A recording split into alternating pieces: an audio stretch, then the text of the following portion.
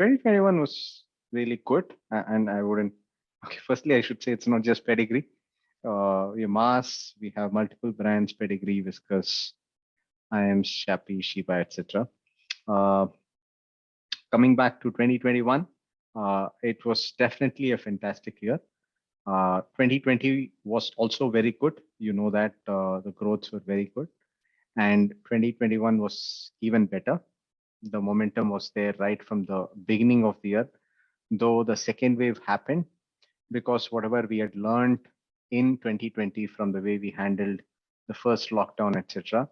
I think we were able to handle the entire logistics, supply chain disruptions much better this year. So we were able to sustain our growth momentum throughout the year. There was hardly any hiccup on that front. Uh, Overall, looking back at it from a top line point of view, between 2019 and 2021, the business has grown tremendously fast and literally doubling in these 2 years. We're sure that calorie conversion has seen a significant increase, primarily because a lot of pet parents were spending significant amount of time at home with the pets, so they were indulging them more. So they were feeding them the right nutrition, treating, etc. has gone up. We also see that probably because in the first lockdown they were not getting cooks and maids, etc.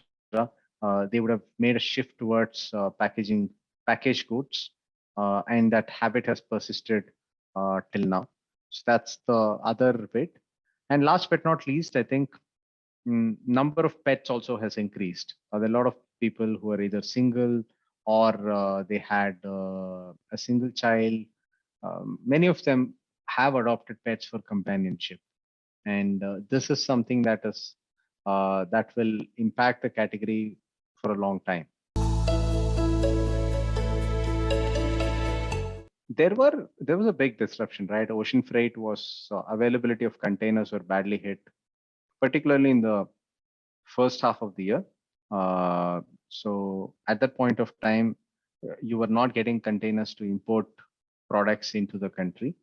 So that also had an impact on the cost of ocean freight. Going into second half, it became better. I think we had ocean freight, container issue, and then the Suez Canal issue. Both kind of complicated it. But second half, container availability improved significantly, but freight rates have gone through the roof. What we expect in 2022 also is the cost of transportation on the ocean in particular will continue to remain prohibitive. It's not just about pet food here. Across the board, you see commodities are seeing a price increase. Food, non-food, both are seeing a price increase. And you see most of the FMCG players have been taking up price. That's been the general trend. So it will continue into 2022. And it's not something that's very India specific. This is more of a global phenomenon due to prevailing conditions that are there, that you're seeing a lot of raw material that goes into pet food is also seeing a significant increase combined with the increase in freight, etc. The ocean freight is going up, even the domestic freight, the fuel prices have been pretty high. So it will remain. So it's up to the companies to manage their own business, how they manage their costs, how they do cost reduction, and decide what can be saved or set off by cost reduction and what needs to be passed to the consumer. We're making all the efforts to see how we can reduce our costs, driving efficiencies, looking at different ways of doing things, digitalization, etc. As I said, it goes back to that. There is a cost increase. You will see what you can save through various initiatives, and what cannot be saved through them will be passed on to the consumer.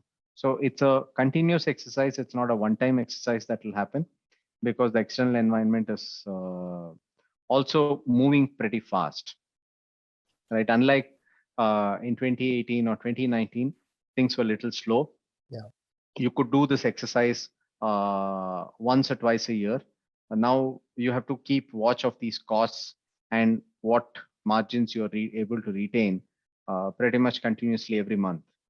So that's the change in scenario.